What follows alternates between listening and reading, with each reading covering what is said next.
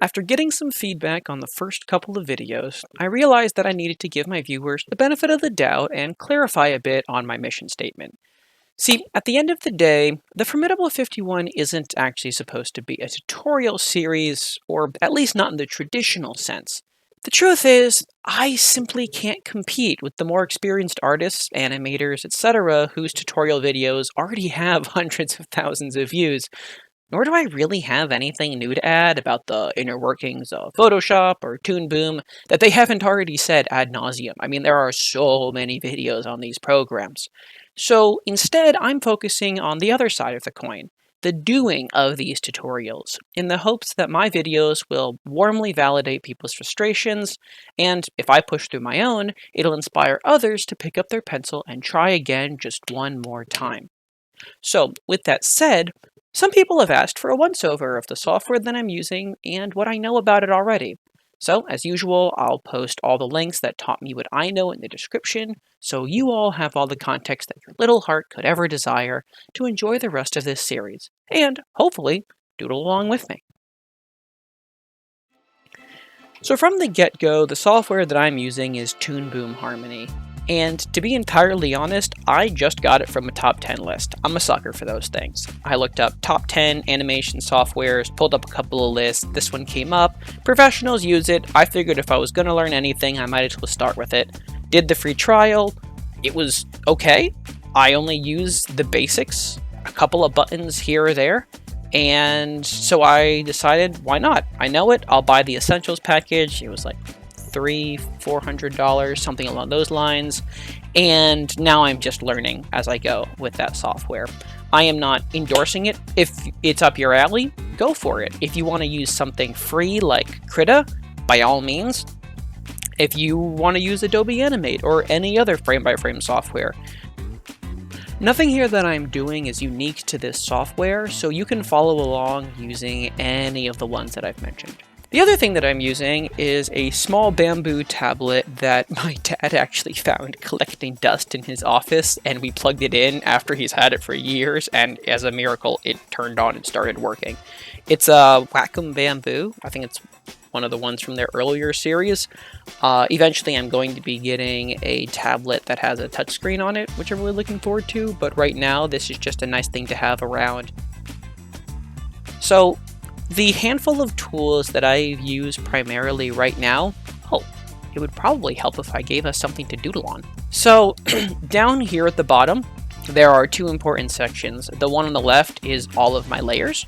And if I click here, I can make a bunch of different types of layers, bones, camera, color card, etc. So I can do drawing layer, and then add a bajillion drawing layers, and label them if I so choose. Make those go away with a little bit of Control-Z. Over on the right is my timeline, where if I draw something, a frame will pop up. Boop. See, look, it's a little buddy, little friend all alone. Okay, now he has a friend.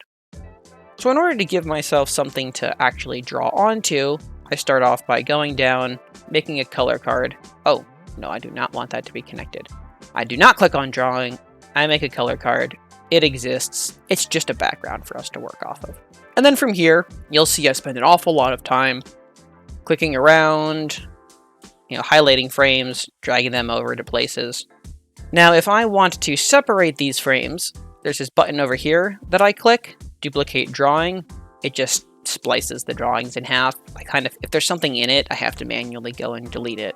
Now, I use maybe 3 or 4 tools here on the side, and I have not gotten around to exploring all the nuances of them. But I'm going to be more vocal about those explorations as I go. So let's get rid of everything here. So the first drawing tool I used was the pencil. It just made sense to use a pencil while I'm trying to simulate a digital pencil. And look, what do you know? Makes little pencil strokes. It's got Jackson Pollock. Hey, I could sell this for money. If only anyone knew who I was. This is what I did for all of my initial drawings, which you will see at the beginning of each of my videos. I talk about these initial attempts at these exercises that I do. And the reason that I stopped using the pencil tool was because as I'm feathering, it just sort of felt like it was all over the place. No. Oh. My eraser gets picked up on my tablet even though I move my mouse. Struggle for power going on over here. while the pencil tool did what I needed it to, I can obviously make the circles that I want. When I was trying to draw shapes, it just ended up looking really jittery. So I learned about the next tool. Control, oh god. Oh, that was just the eraser again. All right, I am in control, Mr. Eraser. It is my will that is exerted upon this video. I'm watching you. Apparently, there is a maximum amount of Control Z's that I can do. So this is a great time to do the selection tool. Okay, I'm putting this thing down into its holster. Down, boy. Stay. Get a water bottle for you. Here, I can make this lovely selection, which is also with Jackson Pollock. It selects everything in there. I can drag stuff around, resize, spin, reshape, and most importantly, for my purposes, right now, delete. Now, I don't use the second arrow here, because that's a vector tool. If I go and make a bunch of lines, I can select it with the vector tool, and it breaks everything down. Now I can start dragging stuff around, and then see, it makes these connections. It's like it's taking a spider's web, and you can overlap it on itself a bunch of times. If I delete these connections, I go click on it and delete, it just starts deleting all the lines, and I just can't keep track of this tool. I'm sure at some point I'm going to have any idea what's going on, and I can become some sort of master. But like, it just starts making all of these connections. Oh, now it looks like an interstate.